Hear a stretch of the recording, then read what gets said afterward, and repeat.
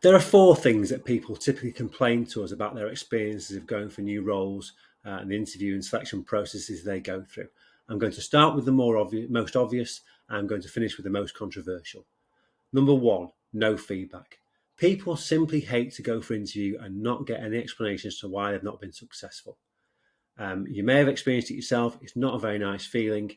So if you're a hiring manager and you're interviewing people, take the time to send a quick email with some feedback, explaining why they didn't get the role. It'd be really good for your organisation if you do that, because the alternative is that people are left in the dark. They talk to colleagues and peers about that. Word gets round. It has real damage for your reputation as an organisation. Now, the second one is slow selection processes. My definition of a poor recruitment process is one which has got multiple stages with large gaps in between. It simply has no momentum, and it does not give you the highest possibility of a successful outcome.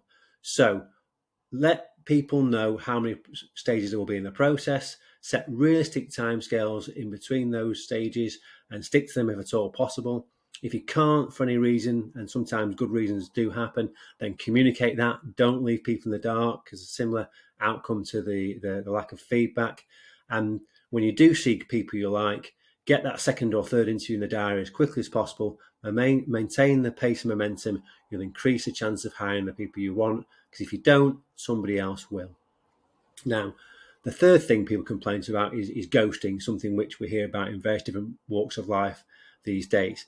My definition for the purposes of this conversation is when a company approaches somebody about a job, so they effectively feel like they've been headhunted, and they send the CV in, they get all excited, flattered by the approach, send the details in, and then hear nothing back. That, again, is a very unsatisfactory situation for the job seeker. And again, that experience leads people to complain and criticise organisations to their friends, their colleagues, their peers. There's one particular organisation that we used to work with that had a reputation for doing exactly that in the marketplace. They gave us a piece of work. There was a very small, incestuous talent pool that we were expected to research. And almost everybody that we headhunted had either experienced this ghosting or had heard about somebody else who had. It gave us no chance to fill that role. And as a result, we stepped away from that client. We didn't want to be tainted by their poor reputation. And that is the result of that sort of activity. Now, I promise you the most controversial one last, and here it is: internal recruiters. Now, I'm an external recruiter. I work for a recruitment consultancy. So you might think I'm bound to criticise internal recruiters. Well, no, not the case. I've actually got some very successful and productive relationships with a number of internal recruiters. And those that I do enjoy working with, they know it because I've told them. There are others that perhaps are wondering, well, if I've not told you, there's probably a good reason for that. I hate the poor communication that comes from those sorts of people, and so do the candidates. So here's an example of the sort of thing we hear about. Somebody applies for a job they think they're really well qualified for.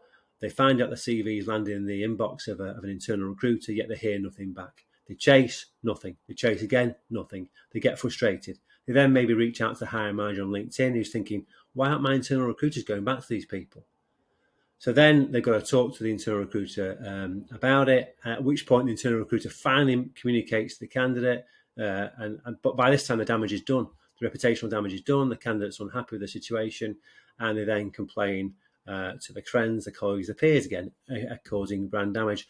And you've lost a potentially strong candidate. Now, internal recruiters do have a lot of jobs to work on, a lot of time constraints. They're also typically generalists rather than specialists, which affects their ability to really understand whether somebody can be a strong candidate for a job or not. And there are some great internal recruiters out there.